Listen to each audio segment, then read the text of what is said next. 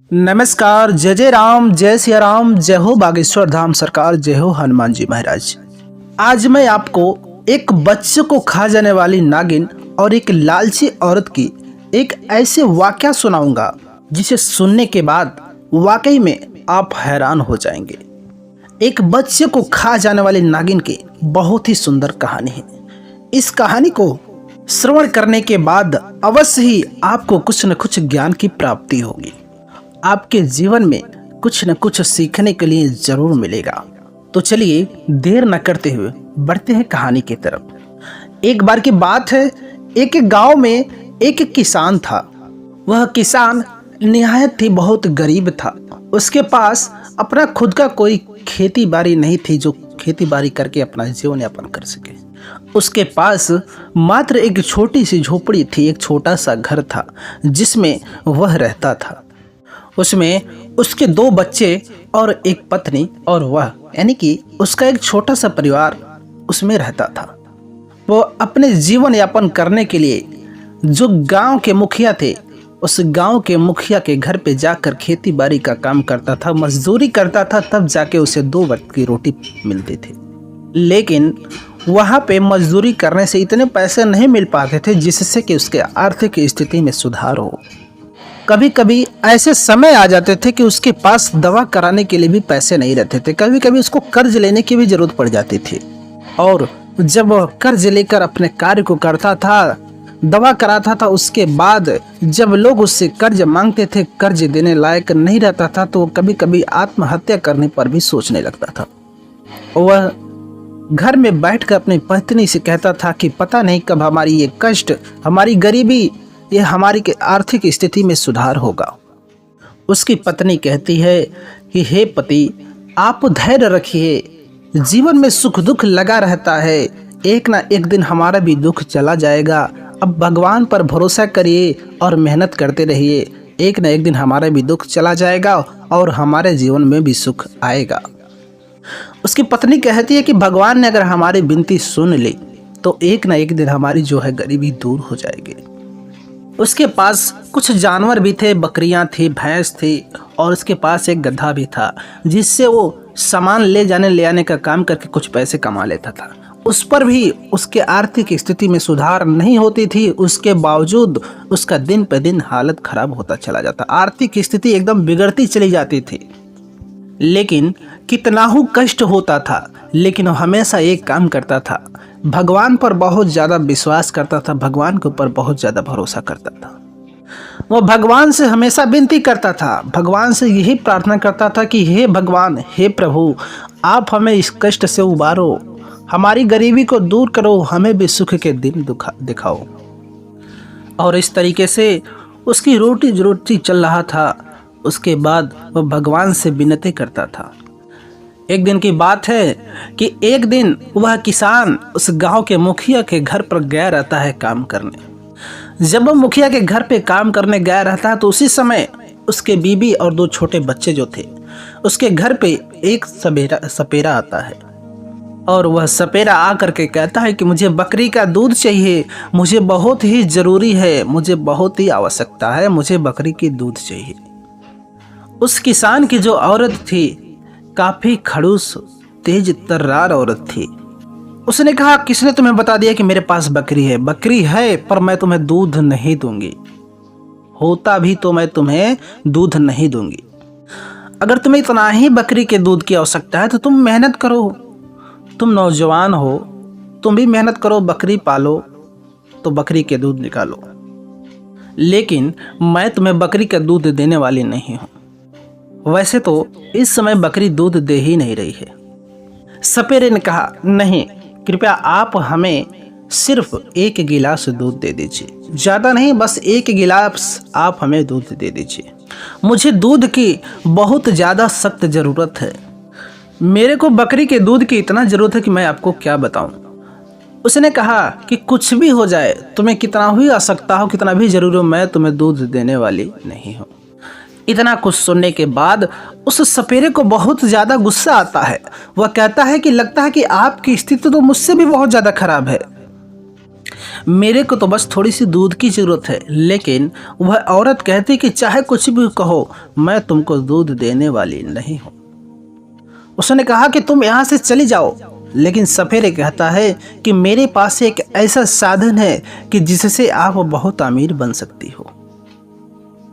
मेरे को तो उसका काम नहीं लग रहा, आपकी ज़रूरत हो तो आप ले सकते हैं। सपेरे के तो अंदर अंदर ही गुस्सा रहता है, लेकिन वह मीठी मीठी बातों से बात करता है। वह औरत कहती कि ऐसी कौन सी चीज़ है जिससे कि मैं अमीर बन जाऊंगी और वह आपके काम का नहीं है।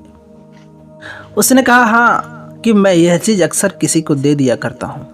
क्योंकि वह सपेरा जादुई सपेरा था। उस सपेरे के पास जादुई शक्ति थी। वह एक जादूगर था। उसने अपने पिटारे में से जो है एक सांप निकालता है, लाल कलर का जो है सांप निकाल करके रखता है। उसने कहा कि यह लाल नागिन है, इसे अगर आप अपने घर पे रखते हैं तो आपके दिन पे दिन जो है वृद्धि होती चली जाएगी। वह औरत जो है धन के लालच में, धन की बढ़ोतरी में वह नागिन को ले जाकर अपने घर में रख लेती है।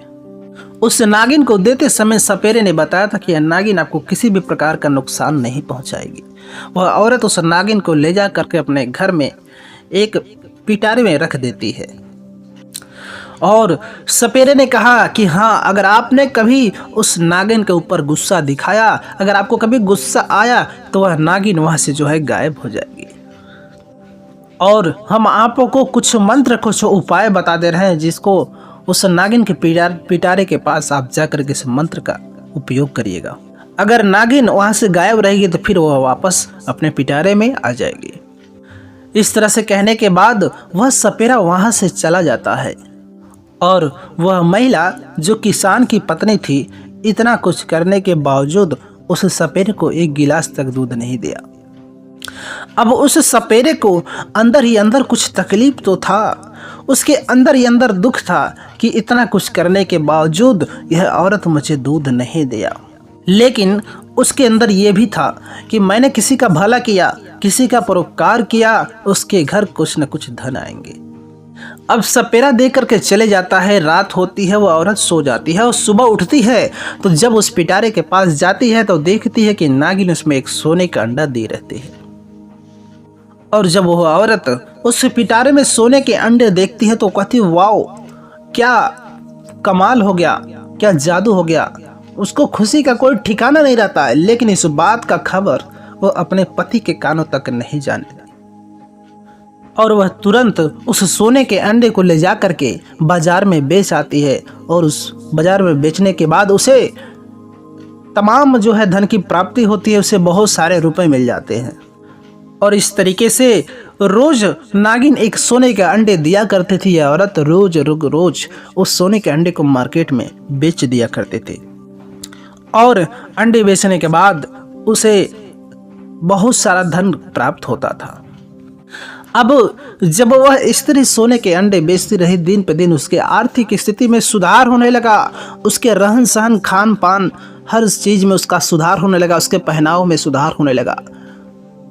इतना कुछ देखने के बाद एक दिन उसका पति पूछ लेता है कि मेरे पास तो इतने पैसे नहीं आते हैं जितना तुम शौक श्रृंगार कर रही हो, जितना तुम खान पान कर रही, इतने पैसे कहाँ से आते हैं? क्या तुम कोई गलत रास्ते तो नहीं अपना रही हो? ऐसा कौन सा कार्य कर रही हो जो तुम्हारे पास इतना सारा पैसा आ रहा है? उसकी पत्नी ने कहा, हे प्रिय, मैं कोई ऐसा कोई गलत कार्य नहीं कर रही हूँ जैसा कि आपको लग रहा है। इस प्रकार से जो है उसकी पत्नी जो है उस सपेरे का सारा वाकया, सारी घटना के बारे में बता देती है। सारी बातें सुनने के बाद उसका पति कहता है कि ठीक है, ये जो बात है सोने अंडे और ये नागिन वाली, ये हम दोनों के बीच ही रहेगा, किसी अन्य के कानों तक नहीं जानी चाहिए। और बस ऐसे नागिन सोने के अंडे देती रहेगी और हम लोग जो है कुछ दिनों में अमीर हो जाएंगे। और बस ऐसे नागिन रोज एक सोने के अंडे देती जाती थी। ऐसे करते करते धीरे धीरे वह किसान एक दिन सेठ बन गया और बहुत अमीर बन गया। जिस मुखिया के घर काम करता था उसके भी खेतों को खरीद लिया। इतना धनवान बन गया कि इसके पास बहुत ज़्यादा खेती बाड़ी घर बार हो गया। अब उसके अमीरी के अगल बगल चर्चे होने लगे, लेकिन लोगों को यह समझ में नहीं आता था कि ये इतना बड़ा अमीर कैसे बन गया। आखिर उसके पास ये पैसे आते कहाँ से हैं, इतना अमीर कैसे हो गया है। बहुत ही तरीकों से बहुत से लोगों से पता करना चाहा, लेकिन वह पति पत्नी यह राज किसी को पता ही नहीं चलने दी और दिन पर दिन अमीरी उसकी बढ़ती चली गई।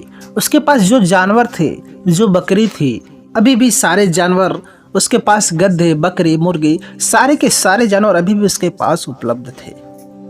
लेकिन एक दिन की बात है कि समय के साथ साथ नागिन वो बहुत बड़ी होती चली गई और एक दिन नागिन अपने पिटारे से निकल करके जाती है, उसकी जो बकरी होती है उसको काट लेती है। और जब उस बकरी को काट लेते तो वह बकरी सुबह होते होते वो एकदम टाइट हो जाती है। और सुबह उसकी पत्नी जब बकरी को देखती है, उस किसान की पत्नी, तो देखती है कि बकरी तो उठाने की कोशिश कर रही पर बकरी उठ नहीं रही, बल्कि बकरी तो मर गई है। उसको समझ में नहीं आता कि मेरी बकरी मरी तो मरी कैसे, क्योंकि उस बकरी को जो है लाल नागिन ने डस लिया था और उसके विष में इतना जहर था कि वह बकरी तुरंत छटपटा कर मर गई थी। इस तरीके से हुआ क्या कि अगले दिन वह नागिन एक मुर्गी को डस लेती है। दूसरे दिन उस किसान की पत्नी देखती है कि मुर्गी मरी पड़ी हुई है। फिर अगले दिन भी इस तरह से एक और मुर्गी मरी पड़ी हुई थी। उसको कुछ समझ में नहीं आता कि दिन पर दिन ये बकरियां और मुर्गियां कैसे मरती चली जा रही हैं। लेकिन उन लोगों को नहीं पता था कि यह लाल नागिन जो है वही दिन पर दिन बकरी और मुर्गियों को डसती चली जा रही है। यह सब देखने के बाद उस किसान की पत्नी जो परेशान हो जाती है, तो वह एक रात उस मुर्गी और बकरी के घर के पास बैठ जाती है और वह देखती है कि वह लाल नागिन रात के समय पिटारे से निकल करके उस बकरी को, उस मुर्गी को काट लेती है और काटने के बाद वापस फिर वह अपने पिटारे के अंदर चली आती है। और यह सब नज़ारा देखने के बाद वह सुबह अपने पति से कहती कि देखिए, जो लाल नागिन हम लोग रखे हैं वही लाल नागिन जो है एक एक करके काट रही है। उसका पति कहता है कि देखो, यह नागिन तो बहुत ही खतरनाक है। उसका पति कहता है कि देखो, नागिन को हमें भगा देना चाहिए या मार देना चाहिए, क्योंकि हमें अब धन नहीं चाहिए। धन के लालच में हम बहुत बड़ा पाप कर रहे हैं, हम बेजुबान जानवरों को मार दे रहे हैं। लेकिन उसकी औरत बहुत लालची थी। वह कहती है कि नहीं, वह जानवरों को खा रही है, वो पैसे आएगा, धन आएगा तो हम फिर से बकरियां और मुर्गियां बहुत सारे खरीद लेंगे, वो एक एक करके खाएगी, एक एक करके डसेगी। वो आदमी को तो नहीं नुकसान पहुंचा रही है, सिर्फ जानवरों को पहुंचा रही है, उससे हमारा कुछ नहीं बिगड़ता है। और ऐसे करते करते वह नागिन उसके घर पे जितनी मुर्गी थी सारी मुर्गियों को डस लेती है। जब सारी मुर्गियों को डस लेती है, काट लेती है, वह औरत बहुत कंजूस किस्म की थी। वह दूसरी मुर्गियां नहीं लाती है और जब वह दूसरी मुर्गियां नहीं लाती है तो अगले दिन जब वह सो के उठती है, उसका एक गधा था जो इकलौता था, जो उसे कमाई करके देता था, पैसे कमा के देता था, वह गधा भी मरा पड़ा हुआ था, क्योंकि उस दिन रात्रि के समय वह नागिन उस गधे को ही अपना शिकार बना लिया था। अब तो उस नागिन की फितरत ही बन गई थी कि रोज किसी न किसी को डसना है। अब तो कोई बोलने वाला और मारने वाला है नहीं, क्योंकि वो जो नागिन थी वो एक जादुई नागिन थी और दिन पर दिन उस नागिन का साइज बढ़ता ही जा रहा था। लेकिन इसका खबर किसी को कानो कान खबर नहीं होती थी। जब सुबह उठ कर उसका पति देखता है कि गधा मरा पड़ा हुआ है, क्योंकि उसका पति उस गधे से बहुत प्रेम करता था, क्योंकि उसका गधा गरीबी के समय बहुत काम आता था, उसके जीवन यापन करने में बहुत काम आता था, उसकी रोजी रोटी चलते थे। ये सब नज़ारा देखने के बाद उसे अपने पत्नी पर बहुत गुस्सा आता है। वह कहता है कि तुम्हारी लालच के चक्कर में आज मेरा जो दुलारा बहुत प्यारा जो गधा था, मेरे जीवन साथी था, मेरे साथ रहने वाला था, मेरे गरीबी में साथ देता, आज वह गधा हम लोगों के बीच नहीं रहा तुम्हारे लालच के चक्कर में। वह किसान कहता कि अब हम उस नागिन को नहीं छोड़ेंगे। उसकी पत्नी की अरे क्या हुआ, अब गधा मर गया तो क्या हुआ, हमें रोज एक सोने के अंडे तो मिलते हैं ना, क्या दिक्कत है, दूसरा गधा आ जाएगा। यह सब सुनने के बाद उसके पति को बहुत गुस्सा आ जाता है और वह घर छोड़कर कुछ दिनों के लिए बाहर चला जाता है। लेकिन उसके पत्नी को कुछ समझ में नहीं आता है, अभी भी वह लालच में पड़ी हुई रहती है। फिर इस तरह धीरे धीरे काम चलता रहा। वो कुछ और मुर्गियों को ला करके रख देती है। इस तरीके से एक दिन उसका पति बाहर चला गया था और वह स्त्री घर में कुछ काम कर रही थी। लेकिन तब तक उस नागिन वाले कमरे में, जहाँ से नागिन को पिटारे में रखती है, उस कमरे से एक खौफनाक आवाज़ें आती हैं। एक बहुत बड़ी विशाल नागिन उस घर में से निकलती है। वह उस खौफनाक नागिन को देख करके उस औरत जो है डर जाती है और वह औरत देखती कि वह नागिन उस कमरे में जा रही कि जहाँ पर उसका बेटा सोया हुआ है, और वह नागिन के सारे कारनामा उस किसान की पत्नी देख रही थी। और वह नागिन जा करके उसके बड़े बेटे को डस लेती है। उस औरत के सामने ही उसका बेटा तड़प तड़प कर मर जाता है।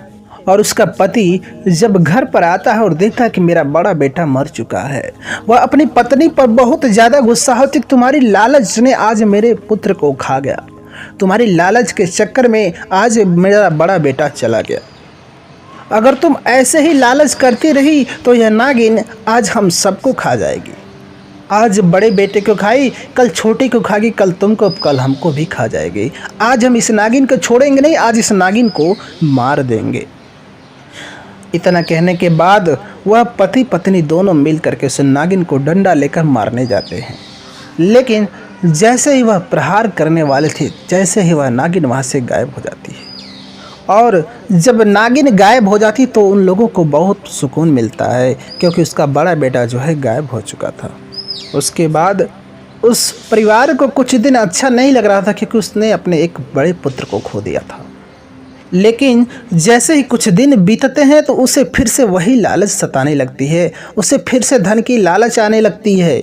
उसकी पत्नी के मन में ऐसा होने लगा कि काश वह नागिन होती तो मुझे रोज एक सोने के कम से कम अंडे तो देती। वह नागिन थी तो कितने पैसे आते थे, वो पैसे के लालच में वशीभूत हो गई थी। वह सोचते हैं कि क्यों ना सपेरे ने जिस उपाय को बताया था, जिस मंत्र को बताया था, उस उपाय से उस नागिन को हम फिर से वापस बुला लेते हैं। और सारी बातें, सारे उपाय के बारे में अपने पति से बताती है और कहती है कि क्यों ना हम उस नागिन को वापस बुला लेते हैं। वह रोज एक सोने के अंडे तो देती थी। मुझे कुछ नहीं चाहिए, मुझे तो बस पैसे और धन दौलत चाहिए। उसका पति कहता है कि अरे तुम तो धन के लालच में अंधी हो गई हो, जो तुम कार्य कर रही हो कार्य गलत कर रही हो, और तुम दोबारा जो है उस नागिन को बुलाने की कोशिश मत करना। किसी तरह वह कंट्रोल करने की कोशिश करता है। उसी समय उसके दरवाजे पर एक साधु महात्मा आते हैं। वह कहते हैं कि देखो, तुम्हारे घर में ऐसी ऐसी घटनाएं हुई हैं और शायद तुमको पता नहीं है कि वह नागिन है जो तुमसे बदला लेने आई है। वह पति पत्नी समझ नहीं पाते कि आखिर वह नागिन किस प्रकार का हमसे बदला लेने आई है। तो वह साधु महात्मा कहते हैं कि आपकी पत्नी ने बहुत बड़ी गलती की थी। वह साधु महात्मा कहते हैं कि जब आपकी गरीबी की समय चल रही थी तो आपके घर पे एक सपेरा आया था। उस सपेरे की सारी बातें उस साधु महात्मा ने बताया कि तुम्हारी पत्नी उस सपेरे के साथ क्या क्या किया था। सारी घटनाओं के बारे में उसके पति से बताया। इसलिए वह सपेरा गुस्से हो करके आपकी पत्नी को एक नागिन दे गया कि जिससे वह शुरू में आप लोगों को लालच बढ़ाई और बाद में उस सपेरे का बदला पूरा करती रही।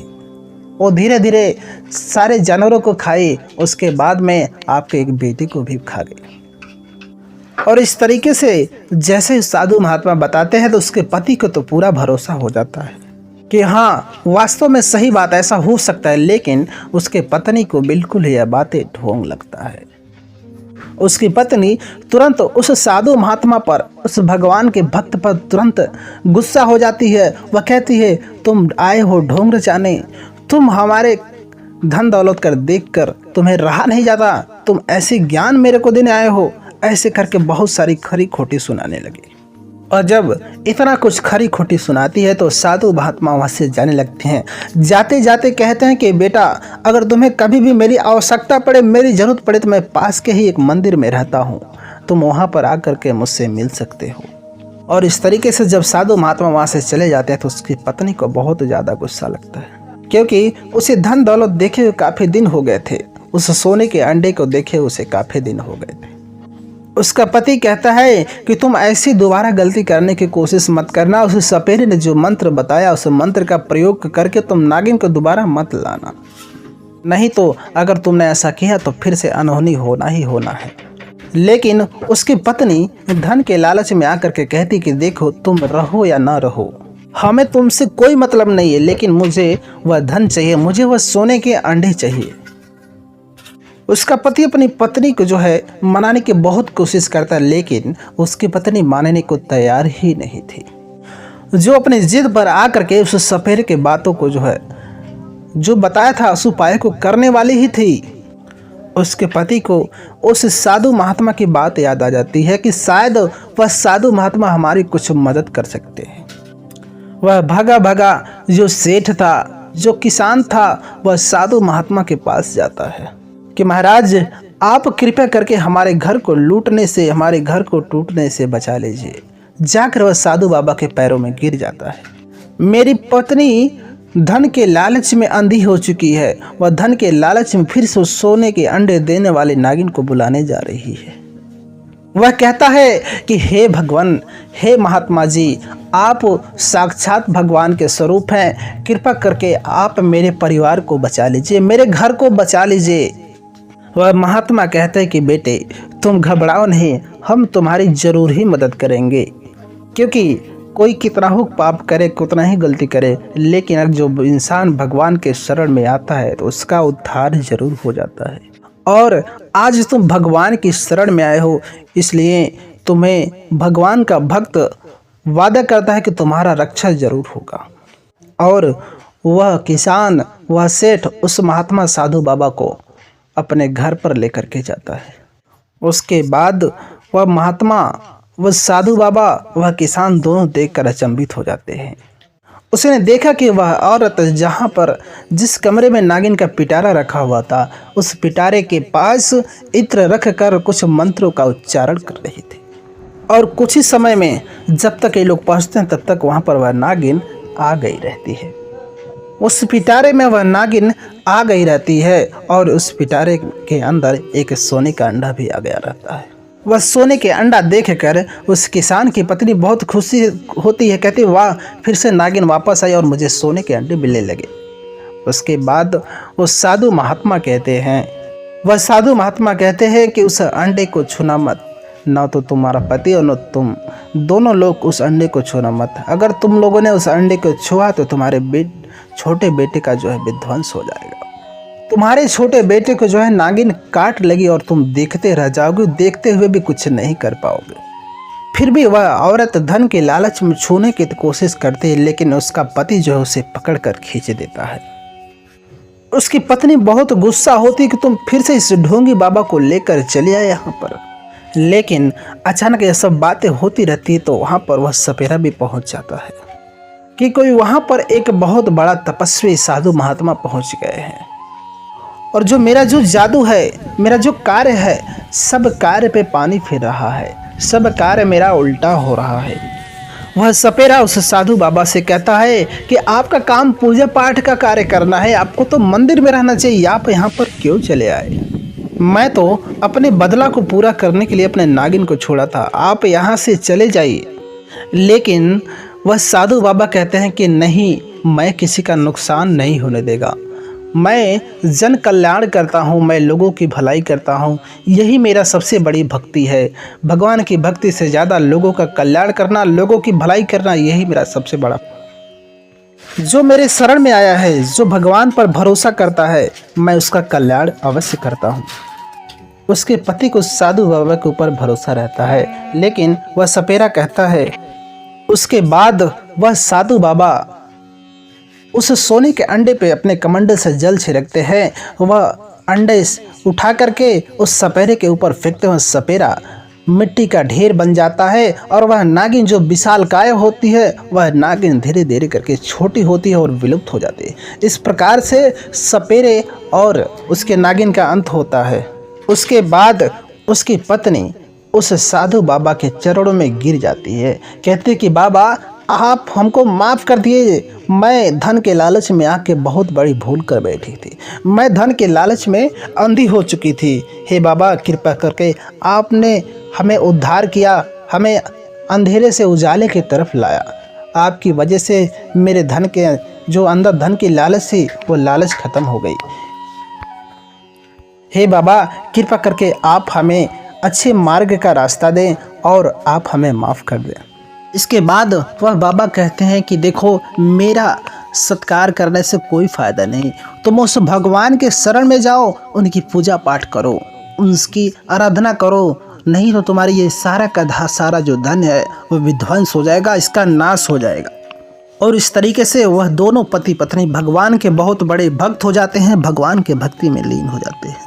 और जब वह भगवान का भक्त हो जाता है तो फिर से उसके घर धन दौलत बढ़ता चला जाता है, दिन दुगुना रात चौगुना से घर जो है धन बढ़ता जाता है और वह उस नगर का सेठ बन जाता है। तो दोस्तों, इस कहानी से यही सीख मिलती है कि अगर आपके दरवाजे पर कोई भिक्षुक आ जाए तो उसे भला बुरा नहीं करना चाहिए, उस भिक्षुक को दान देना चाहिए। और दूसरी जो सीख है वो जो है, लालच कभी नहीं करनी चाहिए, लालच बुरी बला होती है। जो लालच के चक्कर में फंसते हैं, लालच ऐसी दलदल है जहाँ से आप कभी वापस नहीं आ सकते हैं। इसलिए जीवन में कभी भी लालच नहीं करनी चाहिए। और साथ ही अगर आपके दरवाजे पर कोई भिक्षुक आता है तो उसे बिना कुछ दिए वापस नहीं करना चाहिए।